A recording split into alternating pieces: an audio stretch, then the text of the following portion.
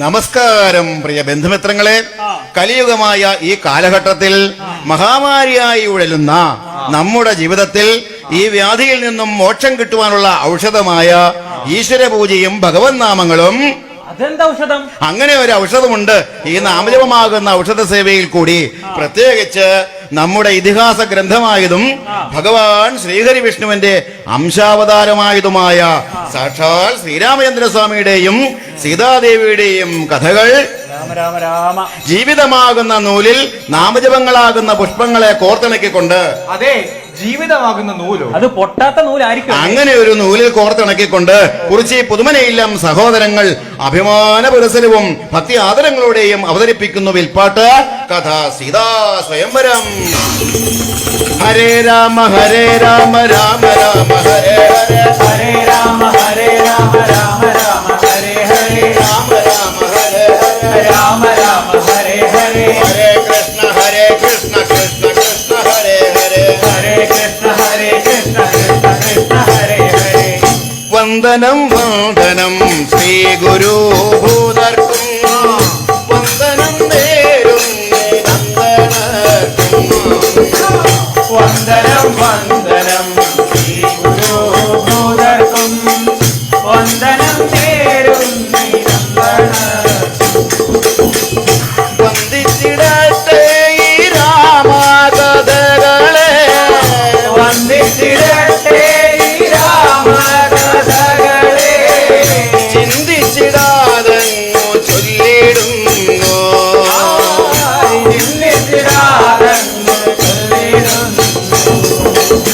അങ്ങനെ ശ്രീരാമചന്ദ്രസ്വാമിയുടെ കഥ നമുക്ക് ആരംഭിക്കാം. എന്താ ആരംഭിക്കാം? കോസലരാജൻ ദശരഥരാജനു പുത്ര സൗഭാഗ്യങ്ങളില്ലാതെ വന്നപ്പോൾ, കോസലരാജൻ ദശരഥരാജനു പുത്ര സൗഭാഗ്യങ്ങളില്ലാതെ വന്നപ്പോൾ, ആചാര്യശ്രേഷ്ഠൻ വസിഷ്ഠ നിയോഗത്താൽ, ആചാര്യശ്രേഷ്ഠൻ വസിഷ്ഠ നിയോഗത്താൽ പുത്രകാമേഷ്ടിയാം യാഗവും ചെയ്തുടൻ. പുത്രകാമേഷ്ടിയാം യാഗവും ചെയ്തുടൻ. സുഹൃത്തുക്കളെ, അയോധ്യയിലെ രാജാവായ ദശരഥനും പത്നിമാരായ കൈകേയിക്കും കൗസല്യയ്ക്കും സുമിത്രയ്ക്കും പുത്രഭാഗ്യം കൈവന്നില്ല. അത് കഷ്ടമായി പോയി. തന്നെയുമല്ല, പുത്രദുഃഖത്താൽ തങ്ങളുടെ ജീവൻ പോലും വെടിയുവാൻ അവർ തയ്യാറായി. അത് വേണ്ടായിരുന്നു. ആ സമയത്താണ് ഏത് സമയം? തന്റെ കുലഗുരുവായ കുലഗുരുവായ ശ്രീ വസിഷ്ഠമുനിയുടെ നിർദ്ദേശപ്രകാരം വളരെ വിശിഷ്യമായ പുത്രകാമേഷ്ടി എന്ന യാഗം നടത്തുവാൻ രാജാവ് തീരുമാനിച്ചത്. അങ്ങനെ ഒരു യാഗമുണ്ട് കൂട്ടരെ. എന്തായാലും വളരെ വേഗത്തിൽ തന്നെ ആ യാഗം ആരംഭിച്ചു. അത്ഭുതമെന്ന് പറയട്ടെ, യാഗാഗ്നിയിൽ നിന്നും അഗ്നിദേവൻ ഉയർന്നു വന്ന് നല്ലൊരു പായസം രാജാവിന് സമർപ്പിച്ചു. എന്നാൽ അത് കടും പായസമായിരിക്കും. പാൽപായസം ആവാനാണ് സാധ്യത. എന്നാൽ അമ്പലപ്പുഴ പാൽപായസം ആകുമെന്നാണോ? ഇതൊന്നും അല്ല കൂട്ടരെ, നല്ലൊരു പായസം കൊടുത്തു. രാജാവാണെങ്കിലോ ഉടൻ തന്നെ തന്റെ പത്നിമാർക്ക് നൽകുകയും ചെയ്തു. എത്രയും ശുദ്ധമാം ദിവ്യഹവിസുട പതിക്കു നൽകി ദശരഥനും, എത്രയും ശുദ്ധമാം ദിവ്യഹവിസുടൻ പതിക്കു നൽകി ദശരഥനും. കൗസല്യ കൈകേയിക്കർത്ഥം കൊടുത്തപ്പോൾ, കൗസല്യ കൈകേയിക്കർത്ഥം കൊടുത്തപ്പോൾ കൗതുകത്തോടു സുമിത്ര വാങ്ങി, കൗതുകത്തോടു സുമിത്ര വാങ്ങി. ഏതായാലും നിവേദ്യം സേവിച്ച ഭാര്യമാർ കാലം കടന്നപ്പോൾ എന്തിനധികം പറയുന്നു, 4 സൽപുത്രന്മാരെ പ്രസവിച്ചു. ഉച്ചത്തിൽ പഞ്ചഗ്രഹം നിൽക്കുന്ന കാലത്തിൽ അച്യുതൻ അയോധ്യയിൽ കൗസല്യാത്മജനായാൻ. നക്ഷത്രം പുനർവസു നവമിയല്ലോ തിഥി, പെറ്റിതു കൈകേയിയും പുഷ്യനക്ഷത്രം കൊണ്ട് പിറ്റേന്നാൾ സുമിത്രയും പെറ്റിതു പുത്രദ്വയം. അപ്പൊ അവർക്ക് പേരൊന്നും ഇട്ടില്ല? ഇട്ടല്ലോ. ശ്രീരാമചന്ദ്രനും ലക്ഷ്മണകുമാരനും ശത്രുഘ്ന ഭരതന്മാരെന്നിവർ പുത്രരും. ശ്രീരാമചന്ദ്രനും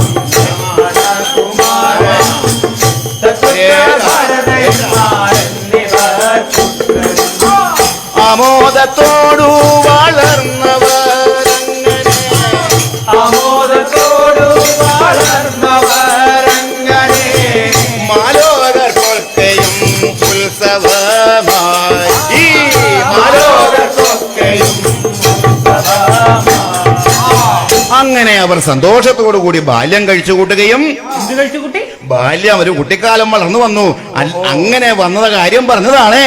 അക്കാലം കുലഗുരു വസിഷ്ഠന്റെ ശിക്ഷണത്തിൽ വേദശാസ്ത്രാദികളും ആയോധന കലകളും അഭ്യസിച്ചു വരവേ രാജർഷി വിശ്വാമിത്രന്റെ ആവശ്യപ്രകാരം രാമലക്ഷ്മണന്മാരെ യാഗരക്ഷയ്ക്ക് കൊണ്ടുപോവുകയും മാർഗമധ്യേ ഘോരരൂപിണിയായ ഒരു രാക്ഷസിയെ കാണുകയും രാക്ഷസിയോ? ആ രാക്ഷസി കാനനത്തിൽ നിന്നു മനുഷ്യഗന്ധമേറ്റ രാക്ഷസി ആനയുടെ രൂപമുള്ള താടകയാം രാക്ഷസി ഓടി വന്നടുത്തതോ ശ്രീരാമചന്ദ്ര സന്നിധോ രാക്ഷസിയാം താടകയെ രാമനങ്ങു കൊന്നുടൻ രാക്ഷസിയാം താടകയെ രാമനങ്ങു കൊന്നുടൻ.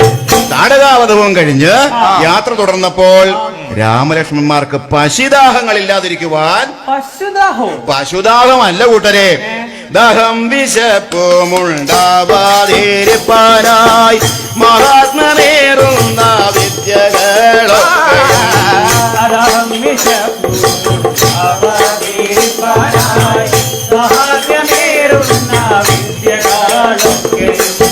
ബലയും പുനരാതി ബലയാതും നൽകിനാൻ ബലയും പുനരധി ബലയോതും നൽകിനാൻ കുലഗുരുവായ വസിഷ്ഠനും നേരവും കുലഗുരുവായ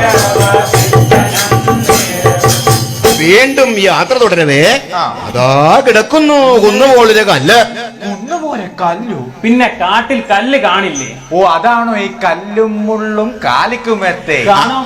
അതൊന്നുമല്ല കൂട്ടരെ, ഗൗതമന്റെ ശാപമേറ്റു കല്ലതായി കിടന്നൊരു കഞ്ചനേർമിഴിക്കു മോക്ഷമീണ്ട രാമപാഹിമാ. ഗൗതമന്റെ ശാപമേറ്റു കല്ലതായി കിടന്നൊരു കഞ്ചനേർമിഴിക്കു മോക്ഷമീണ്ട രാമപാഹിമാ. ആ അതേ കൂട്ടരെ, അഹല്യക്ക് ശാപം കിട്ടിയ കല്ലിന്റെ കാര്യമാണ് പറഞ്ഞത്. അങ്ങനെ ശാപമോക്ഷവും കൊടുത്ത് രാമലക്ഷ്മണന്മാർ വിദേഹ രാജ്യത്തിലെത്തി. വിദേശ രാജ്യമല്ലെന്നേ, ജനക മഹാരാജാവിന്റെ രാജ്യം.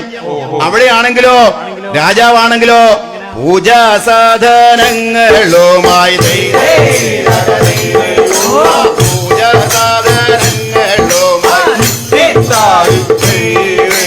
പൂജാ സാധനങ്ങളുമായി ഭക്തിയോടെ ശ്രദ്ധയോടെ ആചാര്യനും ഋഷിവാദം പ്രാപിച്ച നേരം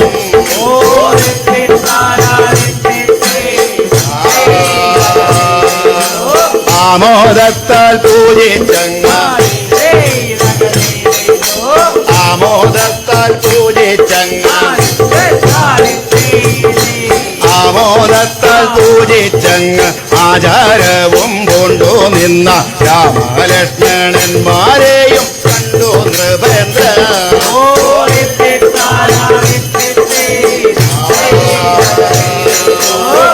അങ്ങനെ രാജാവിന് രാമലക്ഷ്മണന്മാരെ പരിചയപ്പെടുത്തുകയും അവരുടെ വീരകഥകൾ പറഞ്ഞു കേൾപ്പിക്കുകയും ചെയ്തു.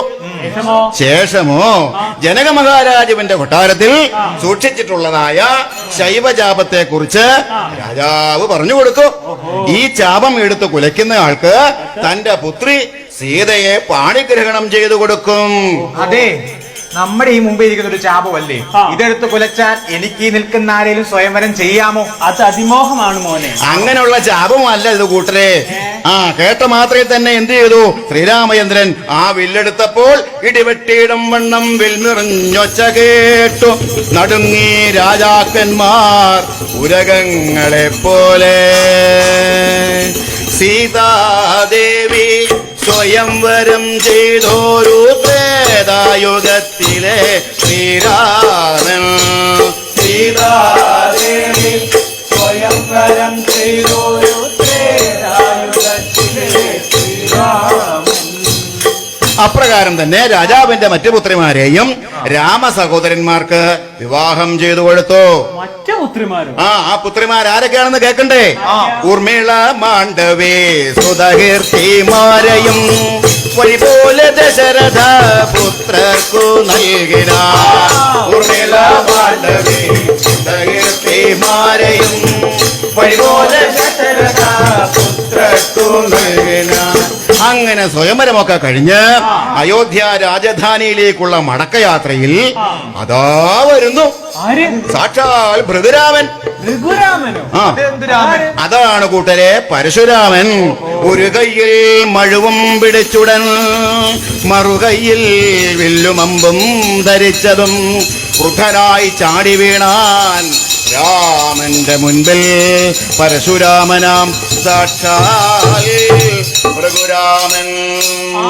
ദേഷ്യത്തിലാണെന്ന് തോന്നുന്നു. അതേന്നേ, തന്റെ പരമഗുരുവായ ശ്രീ പരമേശ്വരന്റെ വില്ലെടുത്തൊടിച്ച വാർത്ത കേട്ടിട്ട് ആഹാ, എന്നാൽ തന്റെ കയ്യിലുള്ള വൈഷ്ണവജാമോ ഒന്ന് ഒടിക്കാമോ എന്നുള്ള അഹങ്കാരത്തോടു കൂടിയുള്ള വാക്കുകൾ കേട്ട ശ്രീരാമസ്വാമി അത് താൻ ചെയ്യാമെന്ന് പറഞ്ഞുകൊണ്ട് വില്ലുമേടിച്ചു കുലയ്ക്കുന്നു.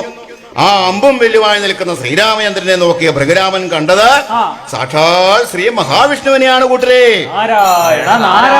ആ രൂപം കണ്ട പരശുരാമൻ ശ്രീരാമപാദം കുമ്പിടുന്നു. രാമദയാനിധേ മാപ്പു നൽകണമേ.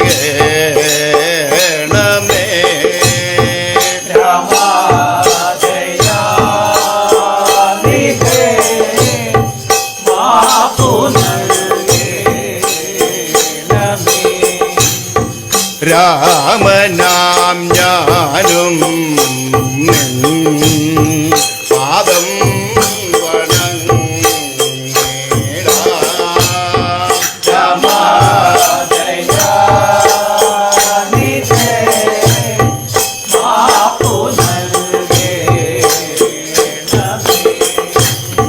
നിന്നോടേ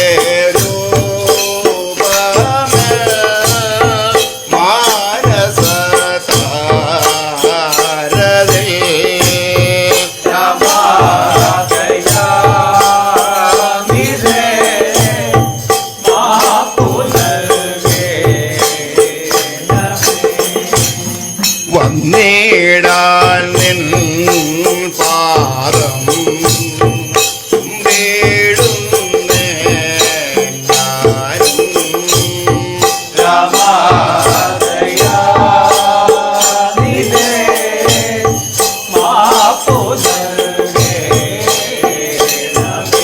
പരശുരാമൻ മഴുവെറിഞ്ഞു നേടിയതല്ല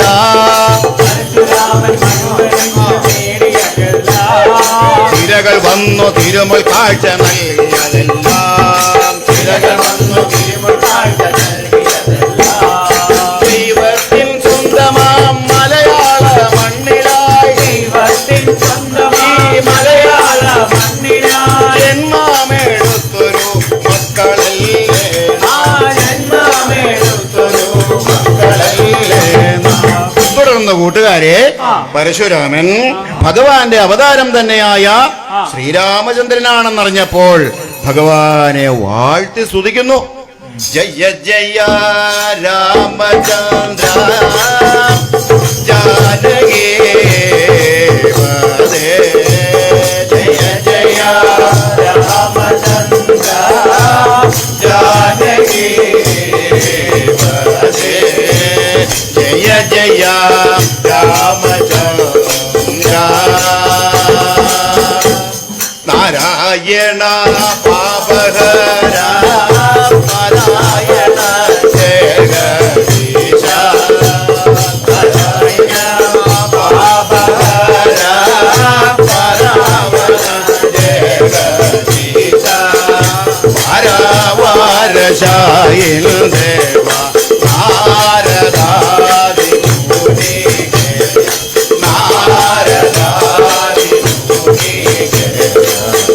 അങ്ങനെ ഭൃഗുരാമനായ സാക്ഷാൽ പരശുരാമന്റെ അഹങ്കാരവും ശമിപ്പിച്ച ശ്രീരാമചന്ദ്ര സ്വാമി വിശ്വാമിത്ര മഹർഷിയോടൊപ്പം അയോധ്യയിലേക്ക് മടങ്ങിയ ശേഷം വിധിപ്രകാരം എല്ലാവരുടെയും വിവാഹം ആഘോഷിക്കുകയും ചെയ്തു. ഇപ്രകാരം സീതാസ്വയംവരം കഥ ഇവിടെ നിർത്തുന്നു, ഇവിടെ സമാപിക്കുന്നു, സമ്പൂർണമാക്കുന്നു.